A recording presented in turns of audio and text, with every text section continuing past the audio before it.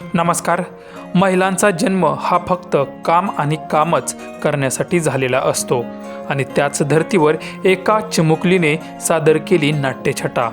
Video पुढे पाहण्याआधी चॅनलवरती तुम्ही नवीन असाल तर आपला आरजी मराठी न्यूज चॅनल जरूर सबस्क्राईब करून घ्या. खरंच आजकालच्या महिला ह्या घर सांभाळून जॉब सांभाळणे ही तारेवरची कसरत अगदी पहिल्यापासूनच करत आहेत.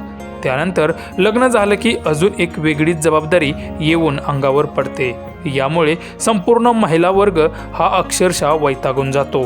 याच धर्तीवर की एज्युकेशन बालविकास मंदिर आणि ज्युनियर कॉलेज गोनवडी तालुका बारामती येथील एका दुसरीतल्या चिमुकल्या मुलीने नाट्यछटा सादर केली.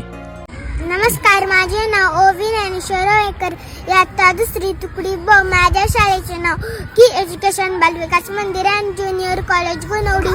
मी तुमच्या समोर एक छोटीशी नाट्यछटा सादर करणार आहे. माझ्या नाट्यछटाचे नाव वैतागलेली पारू. अगं बाया, कंटाळा आलाय बायकांच्या जन्माचा.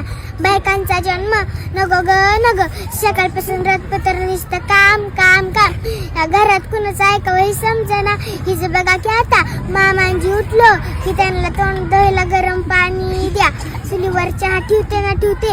मारलीच की तवर सासूबाईने पारे अगे पारे गुरा मागची झाड लोट तुझ्या आईबा करायचं. काढलंच की तेवढ्यावर माझा आईबा तरी मी आपलं ग बसले. नंदचा बी तसलाच कर. शाळेत जाती म्हणा तिला आंघोळ घाला, तिची विणी घाला, तिची तिला हाताने करता येईना बाई. आलंच की तिकडनं धीरण म्हणतात तर कसं वहिनी ओ वहिनी भाकरी कालवण झालं की नाही. रानात जायचं वकृत आलं की आलंच की तिकडनं धनी आणि म्हणतात तर कसं पारे अगे पारे.